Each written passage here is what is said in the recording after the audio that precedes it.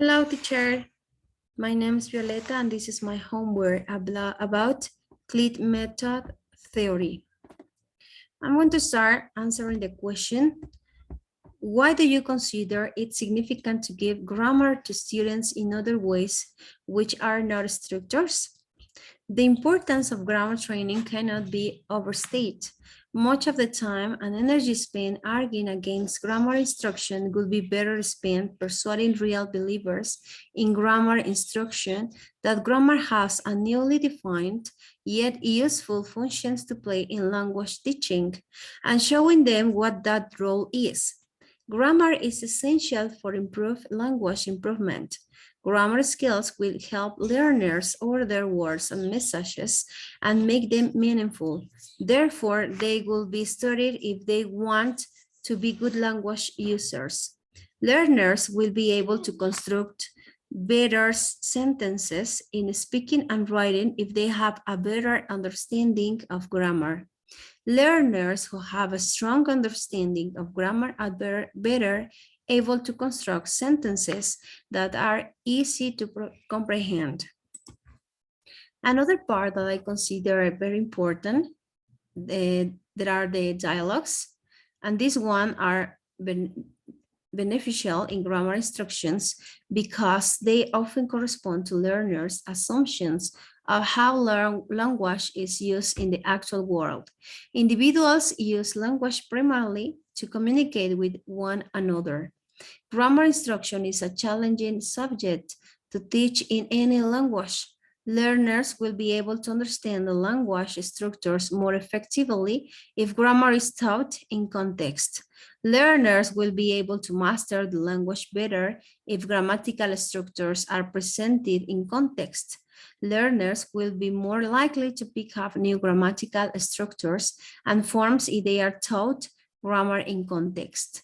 If students understand grammatical conventions in context, they will utilize them more effectively in communication.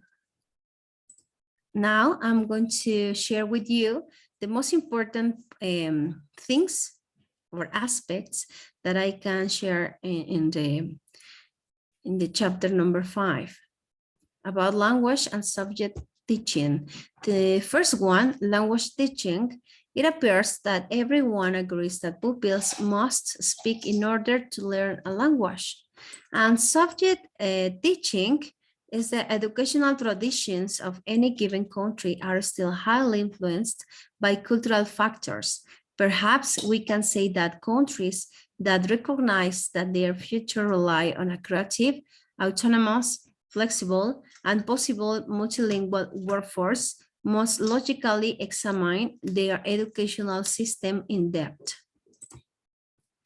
But I'm going to speak about activity types. We need to be able to limit the approaches that reflect the combination of communication and skills. In CLIC, there appear to be 4 basic types of activity. The number 1, there are activities to enhance peer communication. The number 2, activities to help develop reading strategies. The number 3, activities to guide students' production. And the number 4, activities to engage higher cognitive skills. But what is the objective of an activity? In this case, the true objective is to teach the student how such a text type organizes the information hierarchically from basic to more specific, from general to more detailed. According to psycholinguistics, the more higher operations are involved in a task, the greater the probability of linguistic retention. I'm going to speak now about the PPP in reverse. There is a comparison about CLIL and PPP. The number 1 is that students cannot use language for communicative purpose unless they have practiced it first under controlled conditions. The number 2 is that the task structures protects the students so that the output will fulfill the conceptual demand. The number 3 is a clear comparative about CLIL and PPP that mentioned that CLIL throws students into deep and of the swimming pool. This is a metaphor about this too, because clear is deep and PPP seems to prefer students to enter the pool and the shadow. And the number 4, CLIL seems to prefer an approach that could be defined as production, practice, presentation, especially word language. Okay, now I'm going to speak about inductive or deductive. In the past, deductive practice could have done the opposite. It will have told the students the rules for the teacher, will have been encouraged to do so, and then provide an exercise which both illustrated and test these rules. But there are some problems. I found the most important, that is that clear. And in this case, there are too many methods and approach that have fallen foul of this in the past. But now, clear need not to be as an approach that will replace standard language teaching.